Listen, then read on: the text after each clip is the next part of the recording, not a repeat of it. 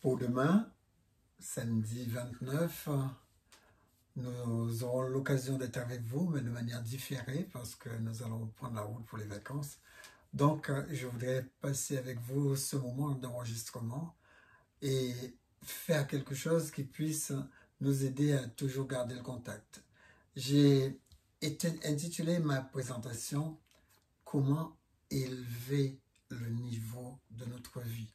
Parce que la parole de Dieu nous donne des paramètres afin que nous puissions vivre à un certain niveau de vie intellectuel, bien sûr, la connaissance, la Bible parle beaucoup de connaissance, ça je vous ai déjà repris cela, mais la Bible parle aussi d'intelligence, intelligence dans les relations. Donc cela signifie que nous devons avoir une bonne santé relationnelle. Mais nous allons voir tout cela, voir à quel point nous devrions nous développer, nous élever pour pouvoir vivre le meilleur nous. Alors si je devais donner un titre à ma présentation, comment vivre le meilleur nous? Ça serait un peu complexe, mais c'est ce que ça signifie. Alors, vous connaissez bien maintenant les définitions des mots comme philène, qui signifie aimer, qui a donné l'amitié, etc. Et je voudrais aussi vous dire que philène, ce mot aimer, qui a à voir avec l'amitié, a à voir avec le fait de s'approuver les uns les autres. D'accord? Quand vous dites que je philène quelqu'un, ça signifie que je l'approuve. D'accord? Je l'approuve. C'est-à-dire que cette personne me plaît, cette personne me fait plaisir. Et c'est vrai que philène sanctionne le plaisir que la personne m'apporte. C'est une des raisons pour laquelle nous devons comprendre que Dieu aussi voudrait qu'on lui fasse plaisir. Vous lirez ça dans Hébreu. Dans Hébreu 11, verset 12, vous verrez que nous faisons les choses pour le plaisir de Dieu. Un jour, je me rappelle, j'étais dans une émission et la personne qui dirigeait l'émission m'a dit, mais à quelle fin est-ce que vous voulez plaire à Dieu? Et si vous ne faites pas plaisir à Dieu, vous avez peur que quelque chose vous arrive? Non, vous savez, cette relation, elle est froide. La relation qu'elle vient de décrire est une relation froide. C'est pas de ça que je parle. Je parle de cette relation qu'il y a entre un père et son enfant. D'accord? Entre une mère et son enfant. Une relation où l'enfant veut faire plaisir à ses parents et parfois l'enfant rate le coche. Vous savez, des fois les enfants viennent pour nous faire plaisir en nous disant « Mais écoutez, j'ai peint la chambre pour toi. » Et quand vous allez regarder la chambre, il faut refaire tout le mur, il faut tout nettoyer, etc. Mais lui, il l'a fait pour vous faire plaisir. Donc, oui, c'est de ce plaisir dont je parle. Alors, faire en sorte de construire quelque chose, d'élever quelque chose, de pouvoir mettre quelque chose en place, pas pour soi, mais pour faire plaisir à l'autre. Et si on reconnaît notre Dieu comme notre Seigneur, comme notre Maître, comme notre Père, eh bien, on doit pouvoir aussi lui faire plaisir.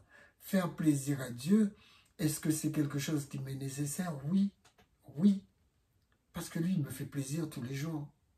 Comment ne pas lui rendre, je veux dire, l'infiniment petit de ce que je peux rendre par rapport à cet infiniment grand qu'il m'a donné. Rappelez-vous, la semaine dernière, on disait que Dieu a implanté son souffle en nous et son souffle, c'est tout pour nous. Sans ce souffle, on n'est nulle part parce que on quitte la planète quand le souffle nous quitte. Mais c'est vrai aussi que le mot philène signifie aussi traiter affectueusement l'autre, le traiter avec bonté. Quand vous traitez avec bonté, c'est philéo que vous utilisez. Quand vous traitez la personne en ami, c'est aussi philéo qu'on utilise.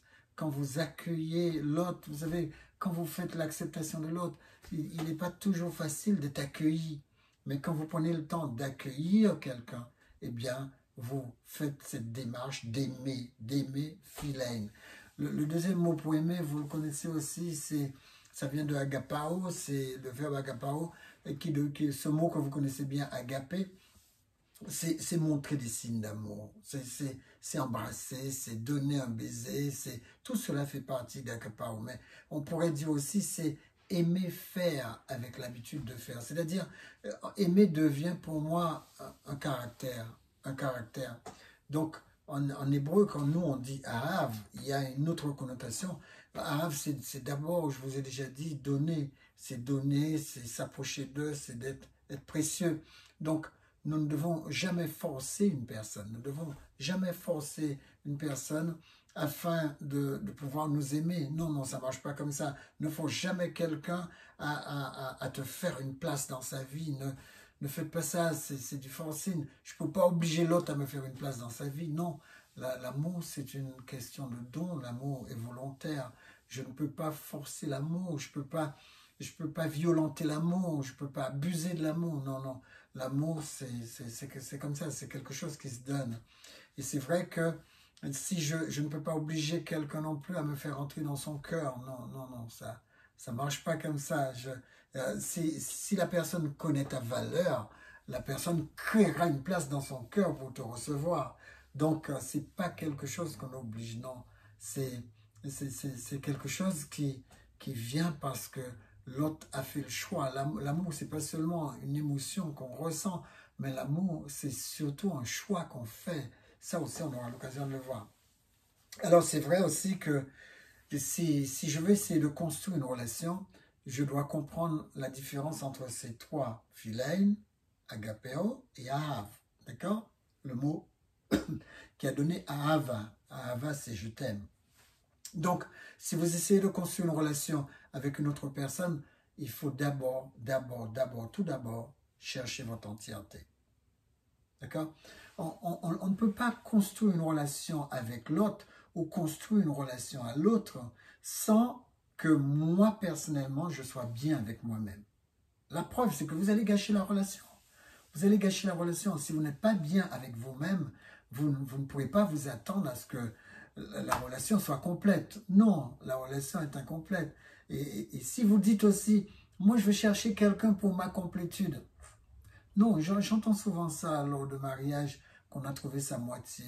Je vois ça parfois sur le web et je me dis, oh c'est malheureux qu'une personne pense que l'autre doit être sa moitié. Non, Dieu veut des gens entiers, des personnes entières qui se donnent entièrement, qui donnent entièrement ce qu'ils sont, parce qu'ils savent qu'ils sont complets, ils sont entiers. Les gens qui ne sont pas entiers, ce sont des gens qui vont vers l'échec. Ils vont vers l'échec parce que dès qu'ils auront l'impression que cette personne qu'ils considèrent comme l'autre moitié est en train de faire marche arrière, prendre de la distance, alors là, ils vont être perdus parce qu'ils ont cru en quelque chose qui n'existait pas. Donc, cherchez votre entièreté d'abord. Votre relation ne sera qu'une tentative. Excusez-moi, si vous ne recherchez pas votre entièreté d'abord, votre relation ne sera qu'une tentative de vous compléter. Et ce n'est pas ça. Et si vous essayez de vous compléter avec quelqu'un, je le répète, vous risquez un échec, un grand échec. Personne n'a été créé pour vous compléter. Il y a des gens qui croient ça, mais personnellement, je ne le vois pas. Si moi, je dois aller avec quelqu'un d'autre, il faut que ce soit deux personnes entières qui se rencontrent. Je ne peux pas chercher dans l'autre une complétude de mon être. Et si l'autre vient à disparaître, je suis fichu alors. C'en est fini de moi. Non, une personne peut disparaître de ma vie et puis je dois être capable de me tenir debout, de reconstruire, de continuer mon bonhomme de chemin.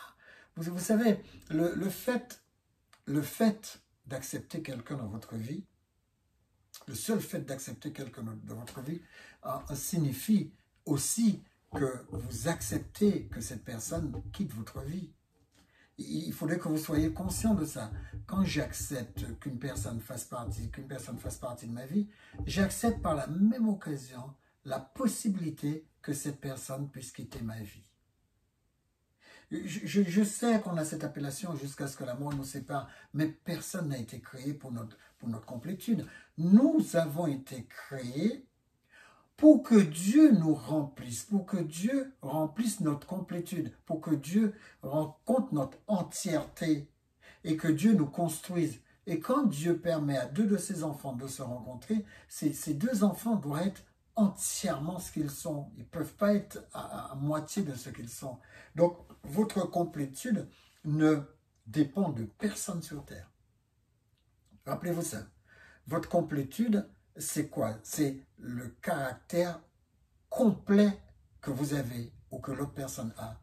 C'est ça sa complétude. Quand vous dites à une personne qu'elle est complète, ça signifie que son caractère est complet. Son caractère est complet. Et cette personne, même si elle n'est pas, comment dirais-je, même si elle n'est pas parfaite dans certains traits de caractère, mais elle a complété les caractères divins. Elle a complété. C'est une personne qui sait pardonner. C'est une personne qui sait être miséricordieuse. C'est une personne qui sait aimer. C'est une personne qui sait être bienveillante. C'est une personne qui exerce sa bonté, etc., etc., etc. Donc, une personne entière, c'est une personne dans son achèvement. D'accord? La personne est dans son achèvement. Votre amour est dans son achèvement si vous comprenez que l'amour est un lien. C'est un lien qui vient pas seulement de votre connaissance, mais c'est un lien qui vient de vos différentes facultés, de votre faculté émotionnelle, de votre faculté à faire des choix. L'amour vient de ça parce que l'amour émane de Dieu, elle transite par vous et l'amour s'exprime selon ce que je viens de vous dire. L'amour s'exprime. Donc votre amour, l'expression de votre amour se fait par choix. C'est la raison pour laquelle vous pouvez aimer qui vous voulez. Vous pouvez aimer votre ennemi et vous pouvez aimer qui vous voulez. Parce que l'amour est une expression de votre personne, une expression de votre intégralité, de votre finitude, de votre achèvement. D'accord? Donc avant toute amitié, cherchez à vous compléter. Cherchez à vous compléter. Vous ne serez pas triste si les gens vous lâchent en chemin. Parce qu'il y a toujours cette possibilité d'être rejeté. Quand je rencontre, je m'ouvre la possibilité que cette rencontre se brise. Et c'est ça qui crée mon équilibre. Comme ça, quand cette rencontre se brise, étant donné que moi, je savais qu'il y avait cette possibilité, eh bien, je gère cette possibilité avec beaucoup plus de maturité. D'accord?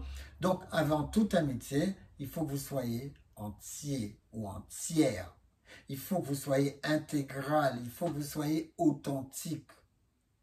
Vous êtes alors dans votre entièreté, vous êtes dans votre achèvement. Et là, vous êtes prêt de manière mature à pouvoir appréhender la vie. Donc la seule complétude qui existe, nous concernant, vient de notre Créateur. Ça vous étonne d'entendre ça, mais c'est une réalité. Je répète, la seule complétude qui existe, nous concernant, vient de Dieu. Éphésiens 1, versets 16 à 23. Écoutez comment le texte le dit. Il dit, Dieu a tout mis sur ses pieds et il a donné comme chef suprême à l'Église, qui est son corps, la plénitude de celui qui remplit tout en tous. Christ est notre plénitude. Christ est notre remplissage, j'allais dire. Christ est notre achèvement. Christ nous permet de nous accomplir. Il nous permet de nous développer et de nous accomplir. Donc, qui est-ce qui nous remplit et qui nous permet de rencontrer notre complétude? C'est Christ, parce qu'il est tout en tout. Il nous remplit. Éphésiens 3, versets 14 à 15, il dit « Afin que Christ habite dans vos cœurs par la foi, afin qu'étant enracinés et fondés dans l'amour, vous puissiez comprendre avec tous les saints quelle est la longueur, quelle est la profondeur, quelle est la hauteur, quelle est la largeur, et connaître l'amour de Christ qui surpasse toute connaissance, en sorte que vous soyez remplis jusqu'à toute la plénitude de Dieu. » Je ne sais pas si vous vous rendez compte du privilège que Dieu nous donne. Dieu nous donne le privilège de pouvoir être remplis de lui. Et il nous dit, vous allez être remplis de toute la plénitude de Dieu. Par cette personne, Jésus-Christ, vous allez être remplis jusqu'à toute la plénitude de Dieu. J'aime ce verset, Éphésiens 3, verset 14 à 21. Remplis jusqu'à toute la plénitude de Dieu. Et j'aime bien la version en anglais, elle dit live full lives. Vivez des vies complètes. Ne vivez pas une vie où vous devriez prendre un morceau de chez celui-là, un morceau de chez celui-là, et croire que vous allez bien dans votre peau parce que vous avez une multitude de personnes qui vous entourent. Non. Vous êtes qui vous êtes avec le potentiel que Dieu vous a donné. Je vous ai déjà dit que votre potentiel est illimité. Mais le texte biblique est tellement plus haut que ce que nous avions cru, tellement plus haut que ce que moi j'imaginais. Il dit jusqu'à toute la plénitude de Dieu. Vous vous imaginez? Alors, qu'est-ce que c'est qu'être rempli dans la Bible? C'est être émotionnellement en bonne santé. Vous savez, les personnes qui dépendent de l'autre pour avoir des émotions positives, si la personne n'est pas là, leurs émotions deviennent négatives. Ils sont angoissés, ils sont inquiets, ils sont anxieux. Et c'est vrai que toutes ces attitudes négatives, toutes ces émotions négatives les remplissent parce qu'ils attendent à ce que quelqu'un d'autre les complète. Mais il faut que vous soyez personnellement, émotionnellement en bonne santé. Vous ne pouvez pas entrer dans une relation. Si vous entrez dans une relation en étant en mauvaise santé émotionnelle, vous allez gâcher la relation. C'est de vous imaginer, vous rencontrez une jeune et jolie jeune fille, et puis à cause de vos émotions négatives, cette jeune fille, elle perd son sourire. Une personne que vous avez rencontrée qui était tellement joyeuse, elle perd sa joie de vivre. Et puis, vous croyez, vous êtes encore là et vous pensez que c'est la bonne chose à faire. Comme certaines personnes qui d'une manière ou d'une autre, ils sont avec leur conjoint. Et dès les premiers mois, ils essaient d'isoler leur conjoint, faire en sorte qu'elle soit pour eux seuls. Je veux dire, cette personne est insécurisée. Cette personne est mal dans sa peau. Quand vous voyez ces genres de personnes, il faut courir.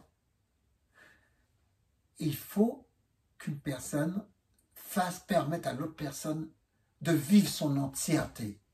De vivre son entièreté. Savoir accompagner l'autre dans son entièreté. Accompagner l'autre à vivre sa complétude. Alors, si j'arrive à permettre à l'autre de vivre son achèvement, de vivre sa finitude, de vivre son épanouissement, les amis, mais j'ai tout gagné. La personne ne pourra que m'aimer. Que m'aimer. Donc, il faut être émotionnellement stable si vous entrez dans une relation. Et même si vous entrez dans une relation amicale, il faut être émotionnellement stable. Vous n'allez pas perdre votre tête parce que simplement, un ami vous a dit quelque chose avec lequel vous n'étiez pas d'accord. Les amis, ça veut dire que vous êtes psychologiquement en mauvaise santé. Être rempli, c'est être émotionnellement en bonne santé, mais aussi psychologiquement en bonne santé. Mais c'est être aussi intellectuellement en bonne santé. C'est-à-dire, vous lisez, vous développez votre intellect, vous raisonnez, vous apprenez à parler, vous apprenez à discuter sans vous fâcher, vous apprenez à argumenter sainement. Tout ça fait partie de la bonne santé de votre intellect, mais aussi physiquement en bonne santé. Aujourd'hui, j'ai une personne qui me disait, tu sais Lambert, j'ai vraiment du mal à abandonner le café.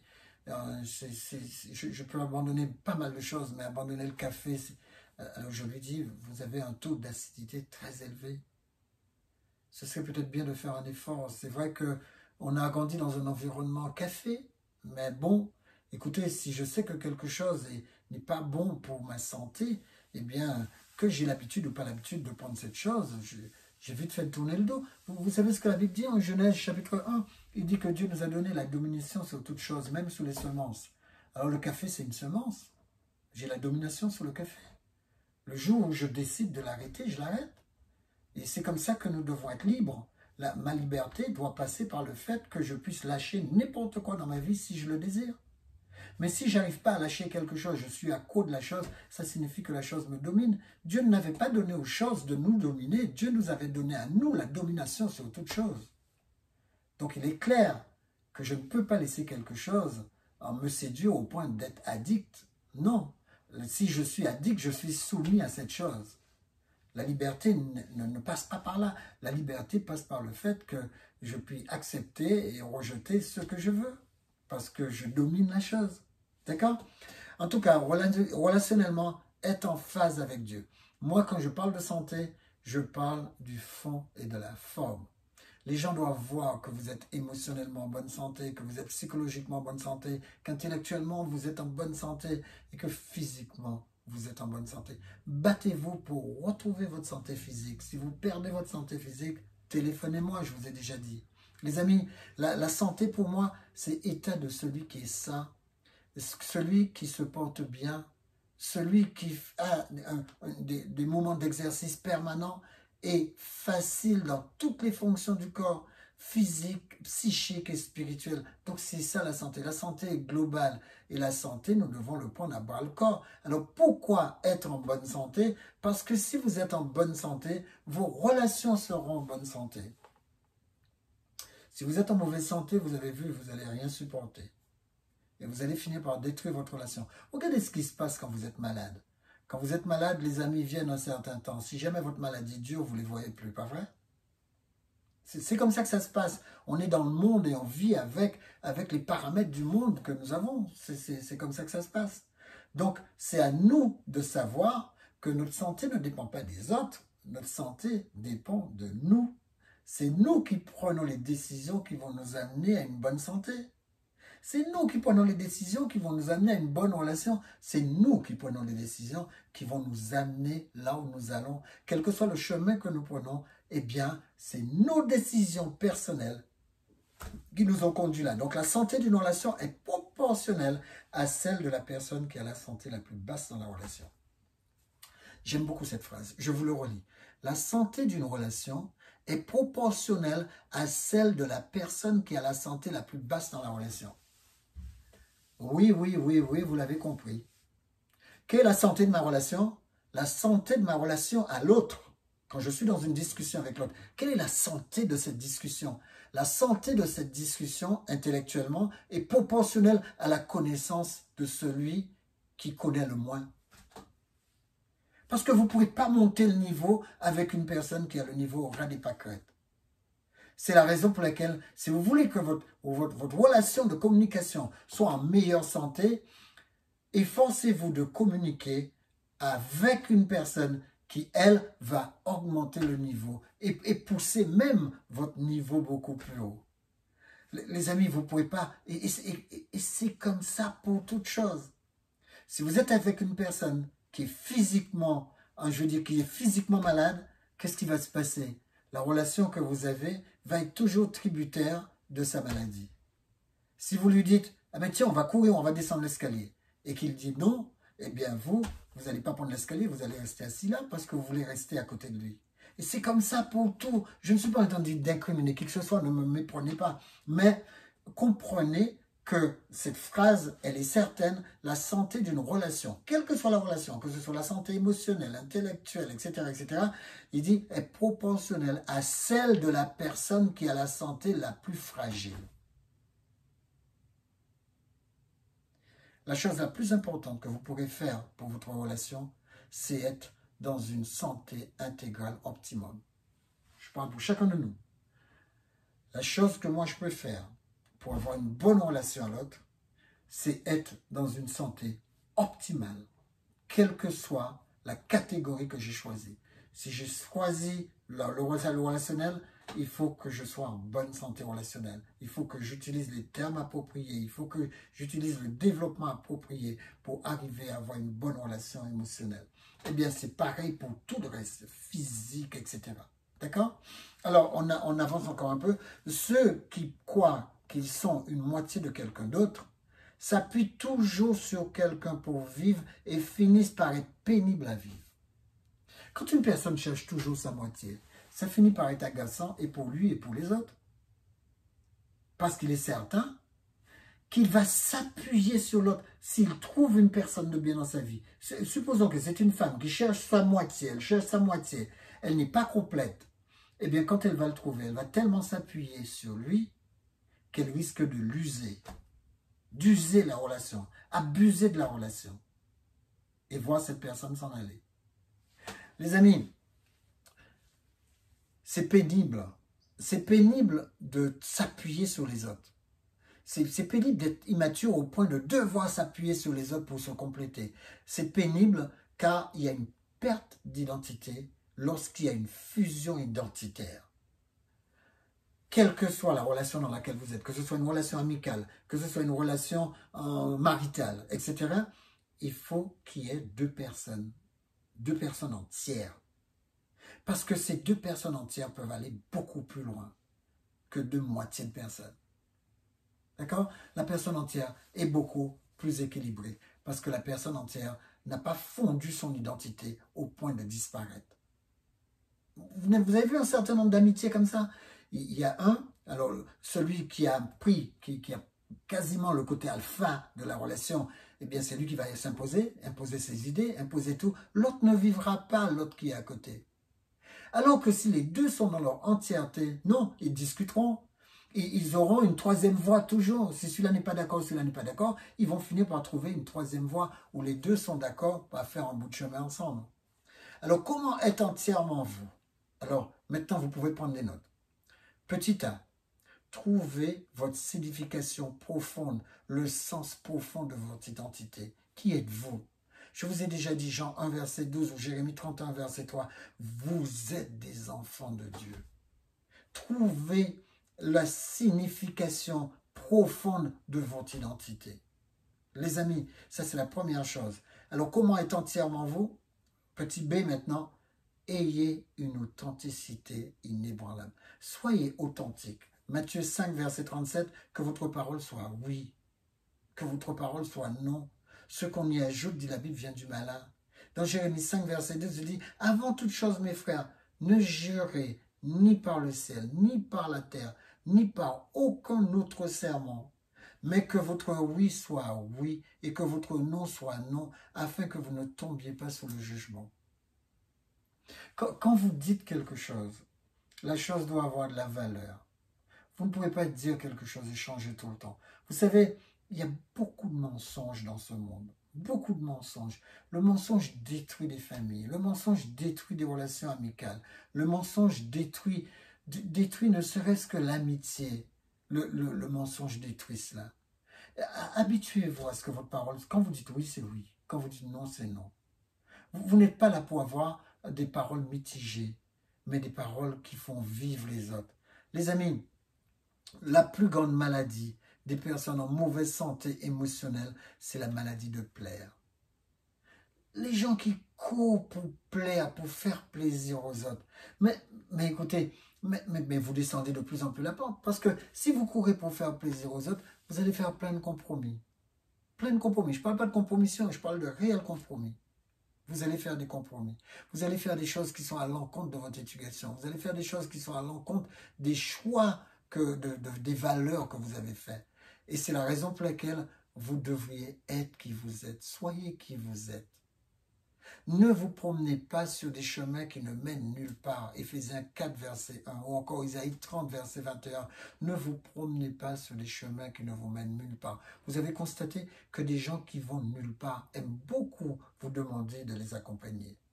Mais c'est à vous de voir. Isaïe 30, verset 21 dit, tes oreilles entendront derrière toi la voix qui dira, voici le chemin, marchez-y. Vous avez vu comment Dieu veut être proche de nous?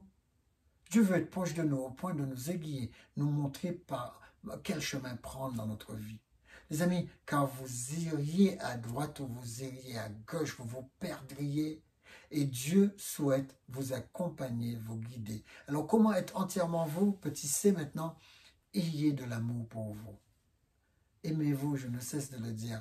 Vous ne pouvez pas aimer l'autre si vous ne vous aimez pas. Alors aimez-vous, ayez de l'amour pour vous. Vous ne servirez jamais les autres comme il faut si vous n'avez pas une bonne santé émotionnelle vis-à-vis de vous-même.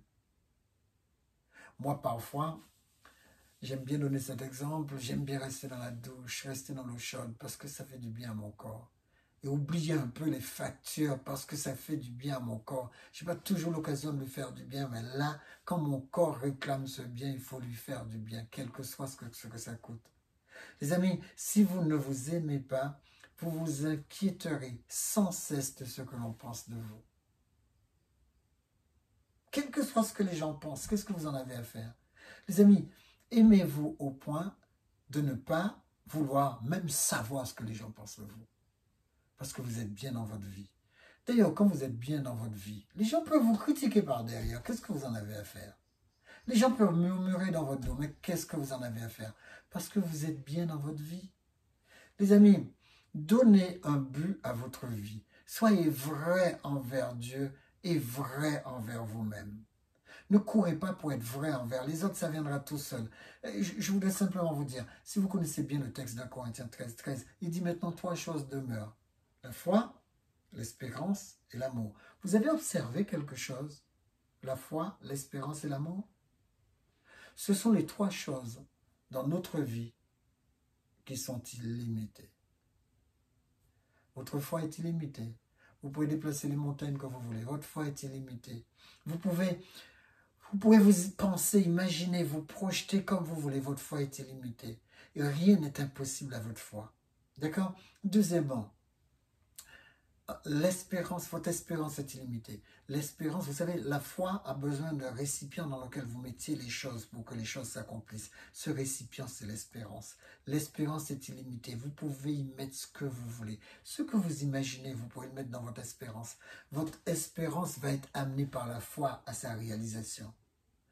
Troisième chose, votre amour, donc j'ai dit la foi et l'espérance, donc le troisième c'est l'amour. Votre amour est illimité. Illimité. Vous pouvez aimer comme vous voulez. Vous pouvez avoir la longueur, la largeur de l'amour que vous voulez.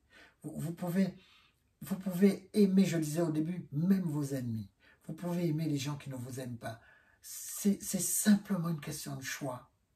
L'amour n'est pas mu seulement par l'émotion, mais surtout par la possibilité de faire un choix.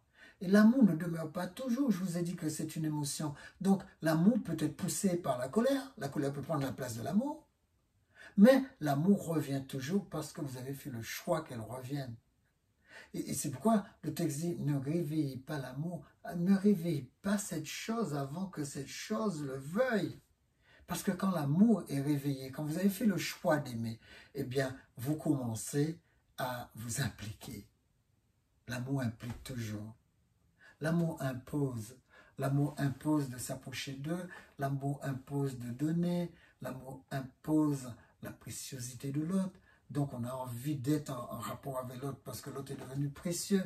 Donc, l'amour est illimité. Et quand vous pensez à la limite de l'amour, dites-vous que vous avez un potentiel total par rapport à ces trois choses. Vous avez un potentiel total par rapport à la foi, vous avez un potentiel total par rapport à l'espérance, vous avez un potentiel total quant à l'amour. Et dites-vous que vous êtes des hommes et des femmes de foi. Vous pouvez réaliser tout ce que votre foi, votre espérance et votre amour vous poussent à réaliser. Éternel Père Céleste, merci pour ta présence, merci pour ta puissance, merci pour ta gloire. Merci simplement de ce que tu nous as appelés à être totalement à toi, que tu nous bénisses et que tu nous conduises, Éternel, dans notre foi, dans notre espérance et par notre amour, à pouvoir nous élever à un autre niveau, pas seulement de santé, mais de santé dans tous les domaines de notre vie, dans le domaine émotionnel, dans le domaine relationnel, dans le domaine intellectuel, dans le domaine physique. Éternel, permets-nous de pouvoir nous élever beaucoup plus haut que nous ne le sommes. Au nom de Jésus, pour ta gloire. Amen. Bonne semaine, que Dieu vous garde. Nous nous retrouverons ensemble, probablement cette fois en direct, un samedi prochain. Que Dieu vous garde et vous bénisse.